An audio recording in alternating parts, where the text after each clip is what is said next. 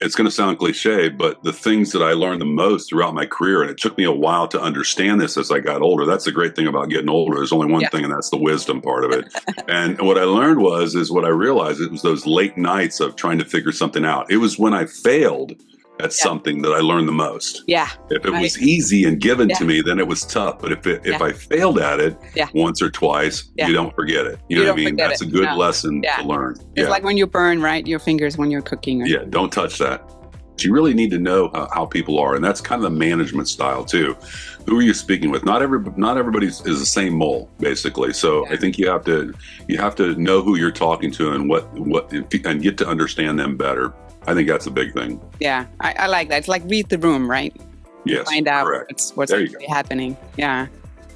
What makes a strong leader in distribution? Good leadership involves also like letting them know that, hey, you're making a difference. I think that's the big thing. Are you making a difference? You know, if you're making Yeah. a difference, then you love to get up in the morning. I think that's what it is. I think the small appreciations goes a long way. Instead of waiting for saying, oh, no, we have the review in 5 months. You have to wait for everything, right? If you give it on the way, I think that person or me, you just grow in a much better and more healthier way. I think the toughest one for me probably was to listen more and talk less.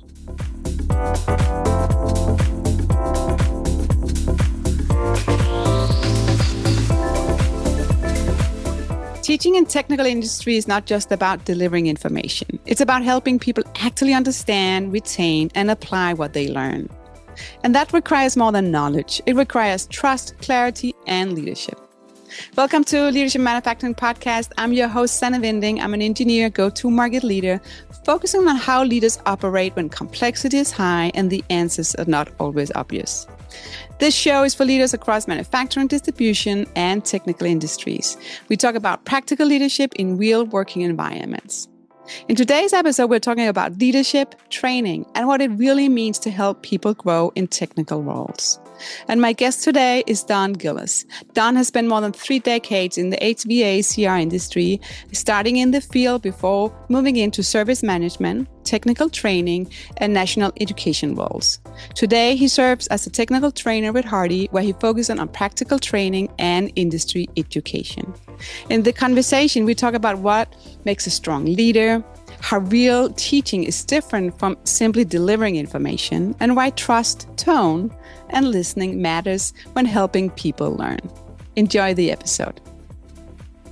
Thanks for tuning in to Leadership Manufacturing Podcast. I'm excited because I have a new guest today. I want to invite Don Gillis. Welcome to the show.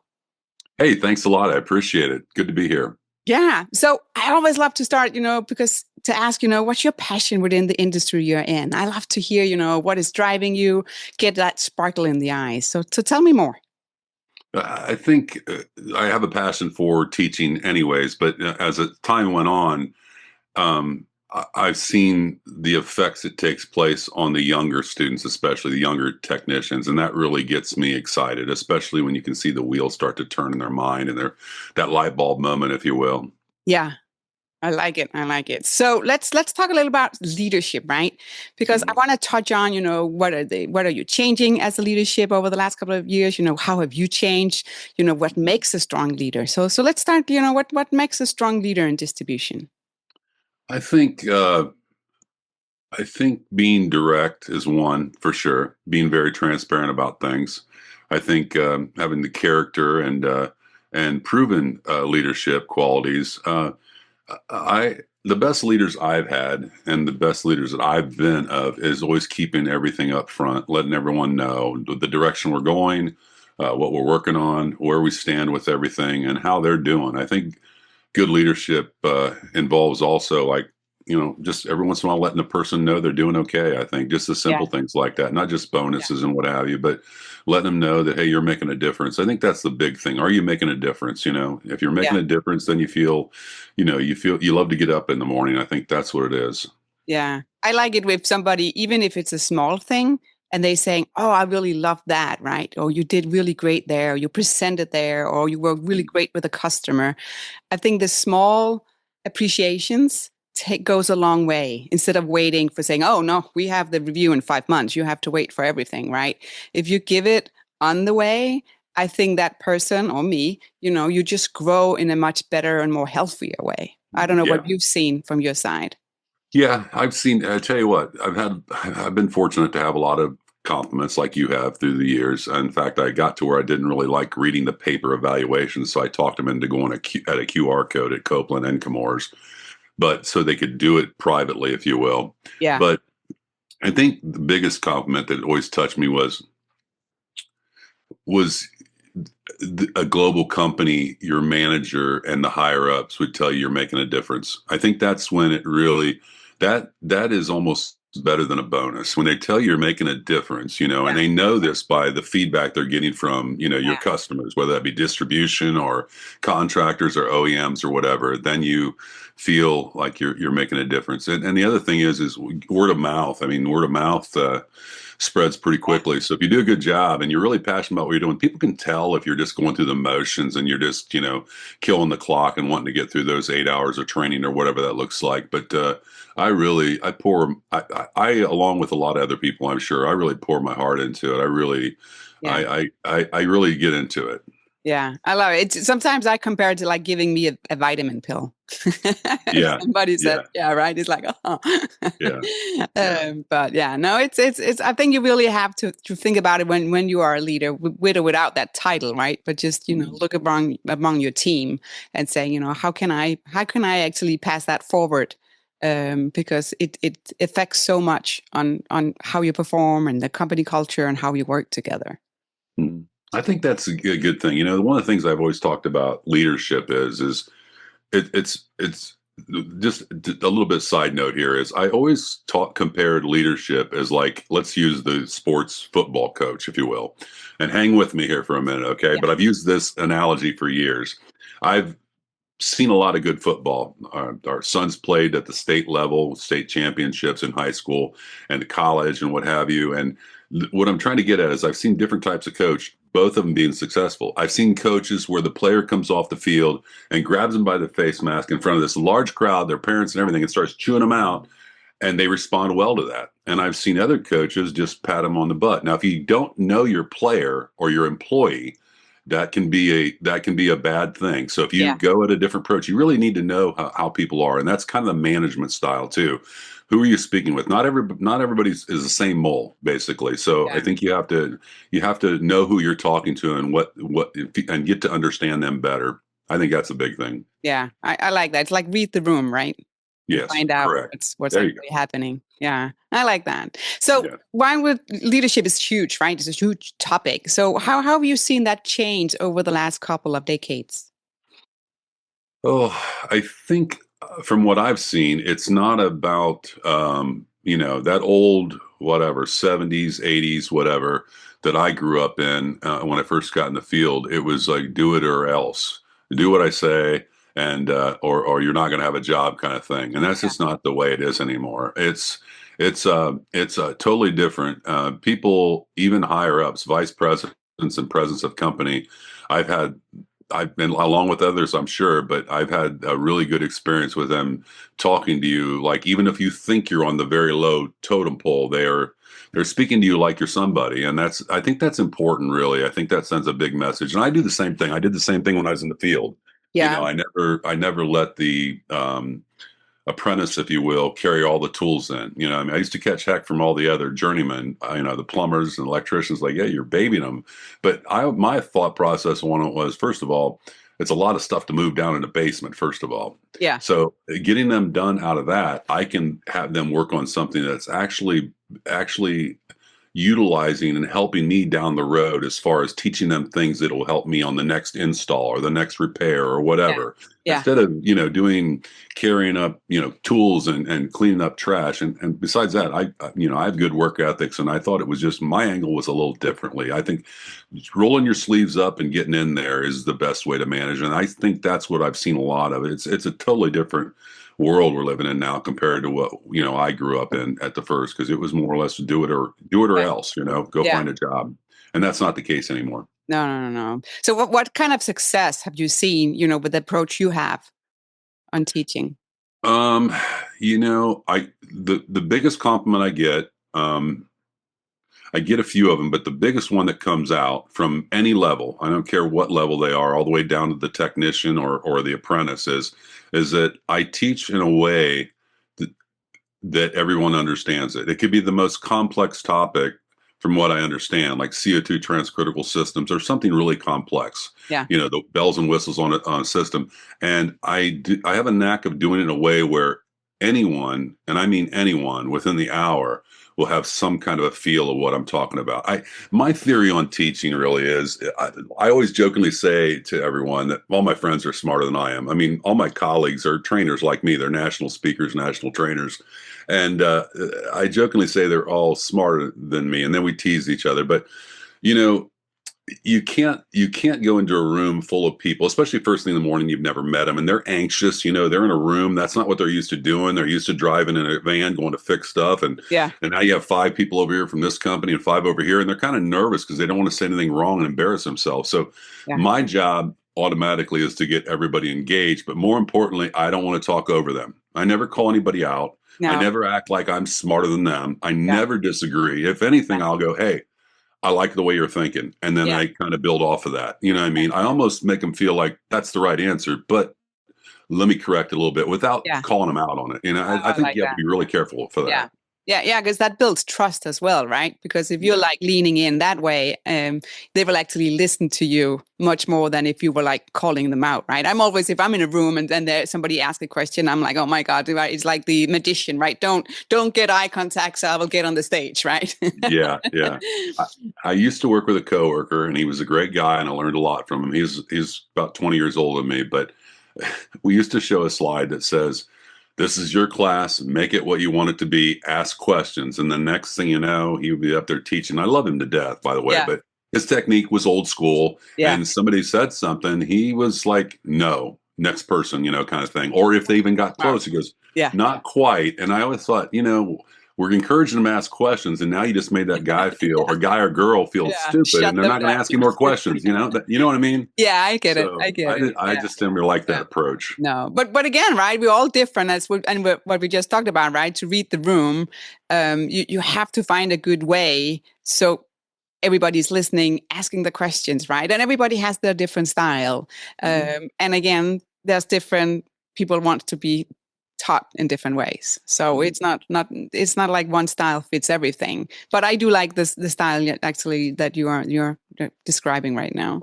I've never had the luxury of having somebody for a semester. I've taught a lot of trainers, Yeah, train the trainer events that are yeah, college professors or instructors in high school and those kind of things.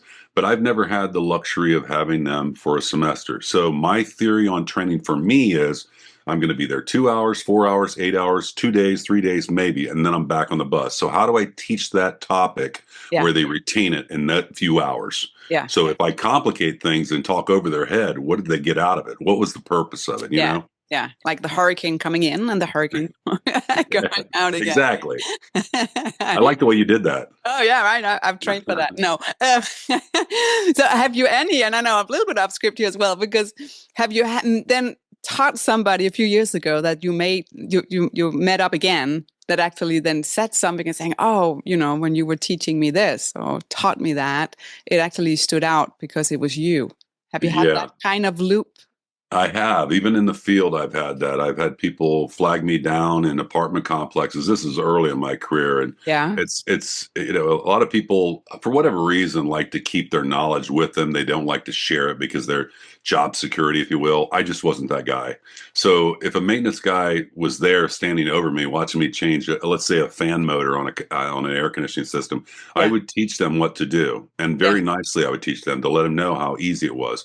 We might have to do it once or twice, but the feeling of somebody shooting across a lawn when you're leaving an apartment complex, flagging you down, going, holding a motor up, going, you remember when you first taught me how to Yeah. install these, and the big smile on their face. That's everything. Yeah, it's everything. Yeah. Yeah, and with students like now, I mean, what the thing I like about where I'm at in life right now is now that I've been teaching at a very high level for about 9.5 years with Copeland and Camor's, Yeah. and now at HARDI, it's the fun of seeing those Yeah. at one time students that Yeah. are now teaching at a very high level.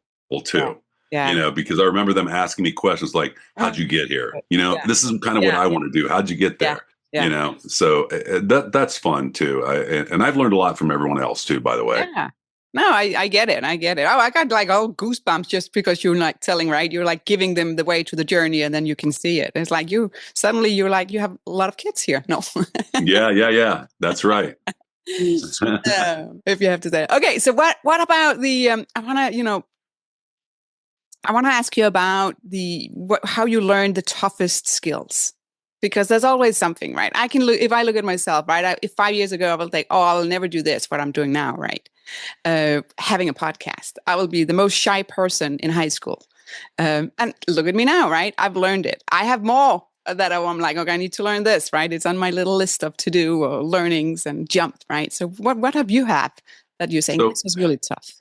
I constantly put myself in tough positions. My thing is, and this is going to sound silly, I'm always first to say, I don't think I can do that when someone offers me a job. And it started way back when. I just don't think I can do that. It sounds like too much stress. And then not only would I do it, I don't want to sound arrogant or self-centered. I went above and beyond what they thought I was going to do.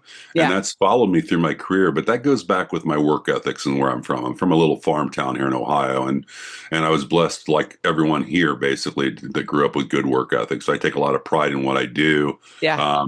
But I'm not afraid of challenges. And everyone knows that. My wife knows that. I'm just one of those guys that the reason I came to HARDI, I could have went back and played it safe at a compressor manufacturer or a refrigerant manufacturer, something I've already done. But the HARDI would expand me into like the government side of things. I'd learned from that, the intel, all that kind of things, and then teach distributors is something I never did. So that's never been fearful for me. I'm not afraid to do that. So I've never had an issue with that. But I always try to get out of my box. I don't like the comfort zone. I really don't. Yeah. I'm not afraid of a challenge. I mean, I started out just teaching, and then I ended up on my own in my spare time taking PowerPoint classes online. Yeah. And then now I'm really like a curriculum. I'm building curriculum like nobody's business. I mean, people that went to college for that are looking at it now, like just the other day.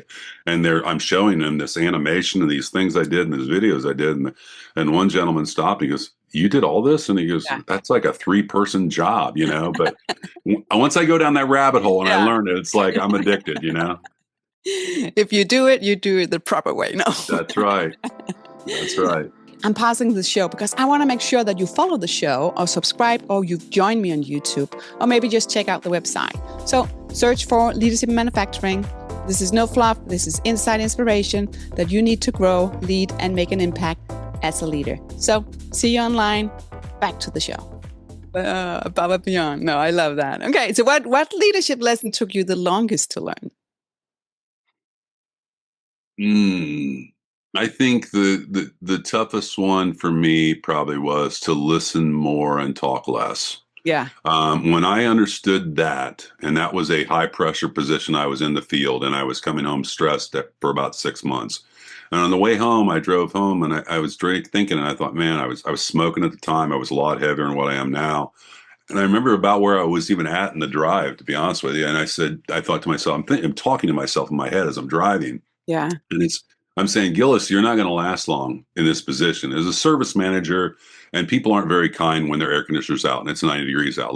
I'm just shooting you straight here. And everybody kind of knows it, but they can go without heat, but they can't go without air. The human mind gets crazy all of a sudden. So I came to the conclusion, which I probably should have knew already, but the saying about you draw more flies with honey kind of thing. Yeah. So I became a very good listener. So when so-and-so, Mrs. Jones, whoever would call and start screaming at me and, throwing some not nice words out there and complaining, I learned to pause. Yeah. And I would hear them out. And I would then think about what they were saying, why they were belittling the guy sent out there, the guy or girl, and talking about our company. Yeah. And I would listen to them and I said, hey, we're better than that. Let me get to the bottom of this without throwing that person that went out there under the bus. I was very good at like negotiating that. And even people standing around my office desk go, man, you're really good at that. Like I can talk people down pretty quick, but I had to learn that. And I had to learn that going at somebody and reacting real quick wasn't the right way. We got to hit the pause button and listen to them, because sometimes, Sannah, they're right. You know, sometimes they're right. And then the best thing to do is just say, you're right. You're right. Yeah, You're right. Because then the pressure, right, is like, Yes. oh, somebody is actually understanding. Well, they came to fight. So when you say they're right, you know what? You're right. You're exactly right. And we, we're not perfect yet. We're trying to get there. And then it kind of takes the wind out of the sail. Like, well, I was looking for an argument, but it's not there. They planned everything. Yeah. Oh my God. No, that's right. I think I'm getting better and better when I talk to customer service. So apologize to anybody if I've been too mad at sometimes. Because sometimes it's also about the person you talk to, right? The first one you talk to, it's, again, right, I have to say, it's not, it's the system fault a lot of the times, right? Or something fell through the cracks, right? Or I need a better explanation, or they were missing some information, right? It's nothing, it's not personal, but it's so easy to get that emotional, right? So, yeah. I'm developing something right now at all different levels for the distributors. It could be tech support. It could be outside sales. It could be the counter person. Yeah. And I just started working on it about 2 weeks ago, and it just started to come together. And it's all about words. Words matter, but more importantly, tone matters. Yeah. So I give them different scenarios, like you say the same words, but you put them in different directions. Yeah. And you actually encourage them, like, let's work through this together, as opposed to what's your numbers. Yeah. You call me back when you have the right readings. You got to know, tone matters, and that builds relationships up. I remember all the mean people that were mean to me when I was growing up as a technician. I knew, and I still remember the ones that were really nice to me. And I think the world of them, because they took the time to say, hey, let's go over here. I'm going to draw this out for you. And that's the person I want to be. That's the person I want to be. Yeah, I think, and you learn from both, right? I think through my career as well, if I look, and you can call it a mentor, you can call it a leader, you can call it your boss, right? But through my career, I've learned as saying, oh, what that boss did back then, I will never do that. I will do that in different. Bingo. Yeah. Yeah. And turn it around, right? But I also have great bosses, right? Or colleagues, right? Where they did something where I'm like, oh, that is the best way to approach somebody or to present something, right? And then it's like, so it's like getting from both sides, but also the human mind. Again, when you do all this kind of reflection, I think sometimes the negative can be a little bit bigger because you remember the negative than you remember the positive. And I think, and it just, I think it's just how we are. That it's just, yeah. I think you take a little bit from everybody, and it's almost like a recipe that you're stirring up in the stew. You know what I mean? It's a recipe. I mean, honestly, it's going to sound cliche, but the things that I learned the most throughout my career, and it took me a while to understand this as I got older. That's the great thing about getting older. There's only one thing, and that's the wisdom part of it. And what I learned is what I realized, it was those late nights of trying to figure something out. It was when I failed at something that I learned the most. Yeah. If it was easy and given to me, then it was tough. But if I failed at it once or twice, you don't forget it. You know what I mean? That's a good lesson to learn. It's like when you burn, right, your fingers when you're cooking. Yeah, don't touch that. Don't. And 5 years later, you do it again. No. All the burn. No.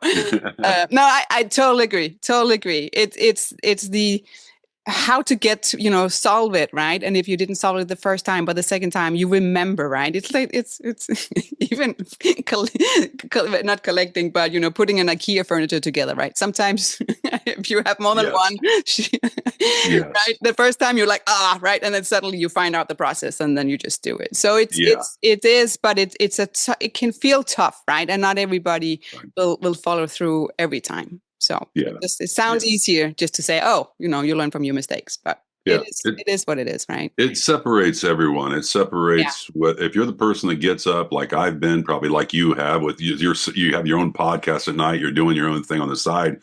That's inspirational, but you're one of those people that probably fell down, got back up, dusted yourself off, and went back at it again. I'm the same way.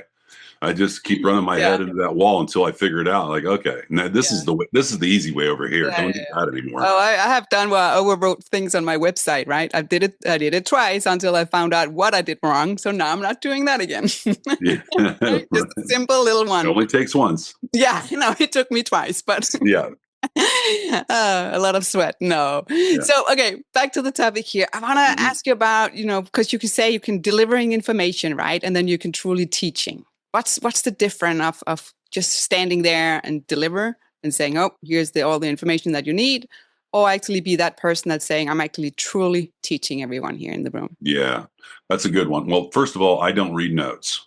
So anything I put together since I started in this, I studied. I either Yeah. knew it from the field, and if I didn't know it, I went and read application engineer bulletins. So, and I would build my own flashcards. I would even do little speeches or presentations to my family. I'd line them up in the kitchen on a day we were all meeting for dinner or something like that. I'm telling you the truth.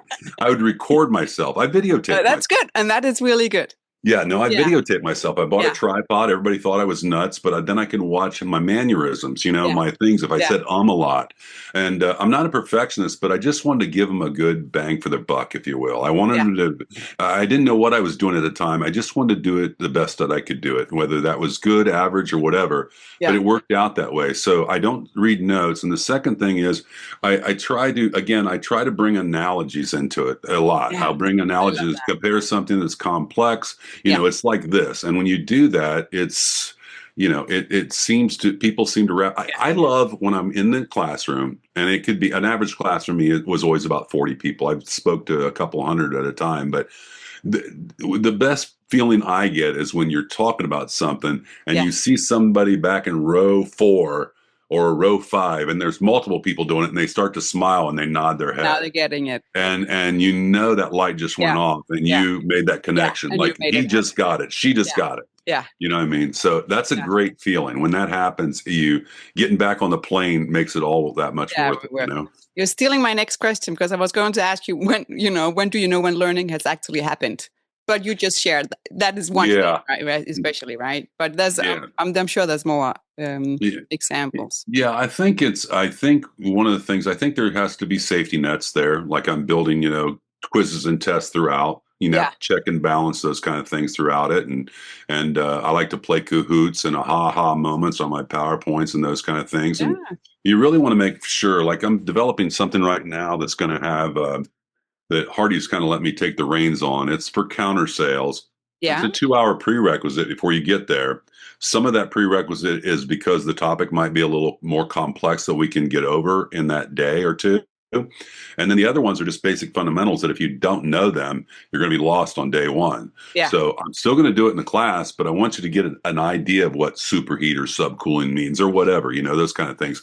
And then it's followed up by a prerequisite of a 2 or 3 hours. And they come into our website and we can see who's failing and who's passing. And if you see something common, that's what I always look for is this question. Is it too tricky? Are we giving them multiple choices that it could be 2 choices? Or didn't I do a good enough job getting that across? And then I need to work on me. Yeah. And then I'm going to follow it up. I haven't done it yet. I'm going to do it at the end of this month. It'll be my first presentation. And then I'm going to follow it up by a webinar, because I personally just don't like turning people loose and like, hey, did you retain any of this? I'm just not, I don't really care for that. They're going to get a book. They're going to have notes and all that stuff. But I want to make sure you and the rest of the class are signing off on everything. Hey, shoot me with whatever you got. Where are we having growing pains at? You just want to make sure you leave them the best that they can be, the best tools they have. Yeah. That's really what I like to do. But you want to set them up to succeed, right? It's not you're setting up to say, oh, I need to fail everyone, right? Because if they're failing, it's back to you not teaching the right way. Yeah. So the training I've been involved is not cheap. I mean, it's some of the training I've done is $300 a day per person a seat. And it's because it's very demanding. It might be commercial refrigeration for national chains or something. So they know they're going to get their bang for their buck. So as a service manager, I was over 20 technicians of service, and it bothered me always when I would send somebody to a training class late at night, especially when we were working long hours. Yeah. And they would come back the next morning and say, that was a waste of time. And I'd say, what happened? It's like, it was a dog and pony show. It was about next year's models and features and everything. I didn't really learn anything. So it was a sales pitch. So when I do my training, I'm thinking about somebody that sent them. Somebody saw value. And I let the class know that too. You know what I see in this room right now? I see value. What I mean by that, someone saw a value in you enough to put you on a flight, to take care of your hotels and your meals, and take you out of the field, which is not gaining any money. So I can tell all of you have value, and I let them know that. Yeah. I like that. I want to ask you back to the kitchen where you were, practice your, what you had to say and not using the ums. Yes. I know. So did you, this is more on a fun comment. So did your family graduate after you were teaching them, or So how did they react to your teaching? So the best quote from that first presentation, and we did multiple ones, by the way. We did flashcards. My wife was so kind. She was like, she'd say this, and she'd have the answer on I made all this stuff up, because I really needed to expedite my knowledge. People were getting ready to retire, and I had some big shoes to fill. Yeah. So the first comment my wife says, my sons don't say anything, and their wives don't say anything. They're real quiet. And I'm thinking, oh no, this is a Led Zeppelin, and so my wife says, well, I didn't understand anything of it, but it sounded really good. It sounded like you knew what you were talking about, but I didn't understand any of it. Now, my one son owns his own business, so he got quite a bit of it, but I don't think they were real enthused about being the audience before we ate. You know what I mean? So I had to take advantage of that. So it's like your parents or your in-laws, right? Keep asking you for like how many years is so what is it that you're doing, right? Yeah. It's like the grandchild at Thanksgiving that comes out with a little hat, a little pilgrim hat, and wants to do her part in the play in front of everybody. But I just did my presentation. I'm just showing off what I learned. It was your show and tell. I love it. But it means so much to do the practice. Even though you can feel stupid if you're in front of the mirror and your friend and, your family in the kitchen, right? Or if you're recording yourself. I think it's so powerful. And in the beginning, just to say with this podcast, right? I hated my voice, right? I was like, oh, no, right? It's like, oh, what do I do? And now I'm like, yeah, okay, whatever. This is me, right? Because I do understand it sounds different. It's just because it's so inside your brain as well, that what you hear, not hear. So you just have to overcome it. And again, the more you practice, the easier it actually is. Yeah, no. And to your point, and if they would ever listen to this or happen to come across, they're all retired now and they're all quite older. Man, when I first started, I was much heavier. But it's a little warmer up by the screen, especially if it's a big screen in a big room. Yeah. And even in the wintertime, and I'm not making this up, probably the first year I was there, I'd be in Chicago in February, but it might be -10 outside, and I would have the air conditioning on because I was sweating bullets. I was nervous because I was just learning the material, and I didn't want to mess up. I didn't want to let everybody else down, and I didn't want everybody to go, oh, he doesn't know what he's talking about. So to my point, my first evaluations were done in paper, and a lot of times, consistently in the evaluations, the only complaint I would get was, it needs to be warmer in the room. People be wearing their hooded sweatshirts, and these are contractors, we're inside the building, they're cold, but I had to do that because I was nervous, Yeah. I get it. Yeah. So it's again, listen to the audience, right? And you had to have good snacks. That's always always complain about the snacks, whatever it is. Yeah. I want to ask you because I think being a leader, right? You don't need to have a title to be a leader. It's like, and when we talked about before, right? You can look at your boss, your colleagues, and you can take notes from both sides, right? What is good, what is not as good. But how do you know if you're a good leader? I think a good leader to me, I learned this some time back ago too. Here's what was said to me one time. I was called in the office. I was a manager already in the field, and the owner called me in, and it was to do with raises or something like that. And he went through the whole spiel, and he said, hey, I remember the exact words verbatim. He said, you're worth $100, but I can only afford to give you $100 an hour. I can only forgive you this. Now, this is 20 some years ago. Yeah. So he didn't really tell me how I was doing. And I like communication. I don't want you to powder my butt or pat me on the back and tell me how great I am. But I actually want to hear the bad stuff too, because I can't get better without that feedback. And I always say that on my evaluations. I make them purposely put a section in there on the QR code. What would you have liked to seen? What could I have done better? Because I can't grow without that. Oh. But I remember starting to walk out, and I should have been extremely happy, which I was. But I got to the door. I'll never forget. And I turned around and I go, but how am I doing? Yeah. And he says, my phone's not ringing.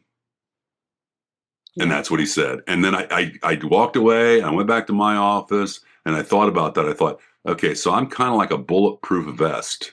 As long as I'm doing my job, my manager does get chewed out. He looks good. If I make him look good, then everybody looks good. So I learned to own it, if you will. Whatever I did, I didn't think about just my position. I've never ever said in my life, that's not my job. No. I cringe when people say that, Yeah. but I've never been that person. I usually go out and try to do the best because it makes it easier for me. I don't want to Yeah. be anxious every day that we're No. behind on something, you know? No. Yeah. And it also builds on that trust when we're, in that team, right? If you can actually do things together, or you support each other, or you get the job done faster or better, right? To get there. So Yeah. Yeah, yeah. there's no magic bullet. I think we discussed No. this last time we talked Yeah. about it. And the only reason I'm here today, quite honestly, and it's going to sound silly and simple, but it's true. I started out as a grunt, if you will, in the field. I was digging underground duct work and plumbing and all that stuff. And sometimes that weather was brutal, really, really cold, and the ground was almost frozen. It was really tough, and the wind Yeah. was tough. And Yeah. I remember being on one job, we was 5 of us, and we were freezing. We're in Carhartts. We're trying to keep it. We had our vans running to jump in there and warm up every once in a while. And everybody was complaining. And I finally said, you know what? It's not going to get done by himself. And I grabbed the shovel and I started digging. And once you do that, whether you're not the leader, but you take leadership and by showing them, hey, let's get this thing done. And before you know it, everybody's jumping in. Yes, you got to go back to the van and warm up, but you realize this isn't going to get done by itself. And you don't have to be a jerk about it. Just start doing it. Yeah. Yeah. No, I like it. And it's like showing an example, right? And doing it. That's also like, it's showing up as a good leader. So how do you learn? Because there's like so many new things, right? Just AI, there's AI all over. But how do you learn and keep up to date? I love AI. I'm a big fan. My wife thinks it's going to take over the world, but I've been on AI since AI started. I mean, I Yeah. do almost everything with AI. I love technology. I mean, not AI related, but when I first started traveling 10 years ago, one of the hotels that I stay at, the main hotel I stay at, their app was very advanced and on the forefront of everyone else's. So I understood right away, even at my age, I love apps. I like the easy button, the easy button. It's not working lazy. You're working smart. Yeah. So this particular hotel chain that I stayed at, I learned their app and I learned that, I could check in prior to getting to the front desk. So Wow. not only that, it gets Yeah. better. The phone, now everybody does it, but at the time it was very rare. The phone was my key card too. Yeah. So I can literally walk past, and I was traveling 40 weeks a year at that time, 36, 40 weeks a year. I'd walk past and there'd be pilots and, flight attendants and everything standing in row and, 50 people or 20 people. Yeah. It'd be a mess. And I'd walk right back up and they would send me what room number I had and everything. So I love technology like that. I like games. I like, when I'm teaching, I like games. Like I said earlier, Cahoots was always a big fan of mine. Yeah. And I've seen a lot of people adapt to that I've taught over the years too, that find that. And it's kind of like a child's game, but you can build anything you want into it. It can be mechanical, it can be chemical, it can be whatever you want it to be. Yeah. So, and for me, I'm a better audio learner. I'm not really, I don't mind videos type things, but when I travel, especially when I first started doing this and the expectations were really high from the organization I worked for, there was never a time in the plane or my car that I didn't have earbuds in, or that I wasn't playing something that pertained to what I'm teaching. I just was constantly learning. And so if I turn a screen off on something and just listen to the audio, I actually retain it better. But everybody's different. As a technician, you'll know in this field, we're kind of a touchy-feely industry as HVAC people, refrigeration. We get our hands on things. They learn better like that than they do reading out of a book, if you will. Yeah. A lot of people don't like to read instructions. I never had a problem with it, but a lot of people it's a knee pad. It's something for me. No. Yeah. It's something for me to kneel on so my knees don't get hurt, but. Yeah. No, I like that. Okay. Have my last question here. So Okay. Go back in time, right? And you have to give yourself an advice. And I think we should go like 20 years back. What kind of advice would you give yourself? Well, there's so many things I could say. I think 20 years ago, it's just, don't take life so serious, for one thing, for sure. It's not the end of the world. Nothing you do, whether it's wrong, right, or indifferent, life's going to keep going. There's going to be tomorrow. And I think really the thing that I have always tried to do that's gotten better and better as we go on is this: treat people nice, be kind. Be kind is the big thing. And I know that sounds simple, but the proof's in the pudding. I have a lot of friends nationwide, like a lot of people do, but our friendships are different. I have people that are older, much wiser, younger, much wiser, whatever, reach out to me when they're even getting ready to make a job change. Yeah. Like, what do you think about? They could come to me for advice for very small things. You know what I mean? So I think I must give the feeling of trust, or some, a person they can trust, or they value their opinion, I guess is the best way to put it. So be that person. Be the person you always needed for you when you were that age. That's the main thing. Love it. Love it. So Don, thank you so much. I love this conversation. This was a little bit different than the normal conversations I have, but I think it was really, really great to hear, from a total other side of how you see leadership, of teaching, and just like view of life as well. Yeah. I appreciate it, Sannah. Thanks for the invite. I appreciate it so much. This conversation was a reminder that real leadership is often quieter than people think. Sometimes it's listening longer. Sometimes it's changing your tone. Sometimes it's simply making people feel seen. I really like that Don shared what it means to teach in a way that actually sticks, how trust shapes learning, and why the goal is never just to deliver information. The goal is to help people leave better equipped than when they came in. I also love all the feedback and how leadership lessons that only come from time and pressure and experience. So if this episode resonated, please share it with somebody that works in manufacturing, distribution, the HVACR industry, or technical training. And again, thanks for listening to Leadership Manufacturing. See you next time.